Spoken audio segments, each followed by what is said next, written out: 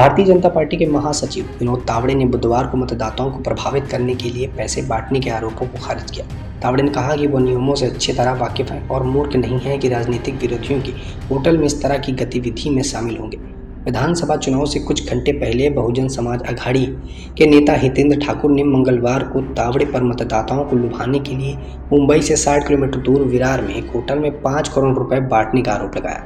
वीवीए नेताओं के 5 करोड़ रुपए नकद बांटे जाने के दावे के बीच में एक चुनाव अधिकारी ने मंगलवार को कहा कि होटल के कमरों से 9.93 लाख रुपए नकद बरामद किए गए हैं।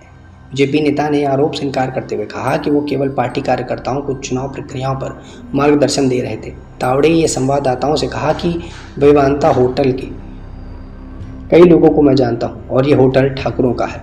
मैं मूर्ख नहीं हूं कि उनके होटल में जाऊं और वहां पैसे बांटूं। बीजेपी नेता ने कहा कि 40 सालों से राजनीति में हूं और नियम कायदे खासकर चुनाव से पहले की मौन अवधि से अच्छी तरह वाकिफ हूं।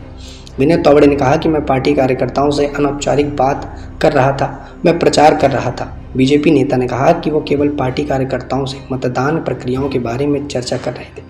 विपक्षी गठबंधन महाविकास अघाड़ी के नेताओं ने चुनाव आयोग से मामले की व्यापक जांच करने की मांग की। तावड़े ने इस बात पर आश्चर्य जताया कि राष्ट्रीय नेता इस मुद्दे में शामिल हो गए।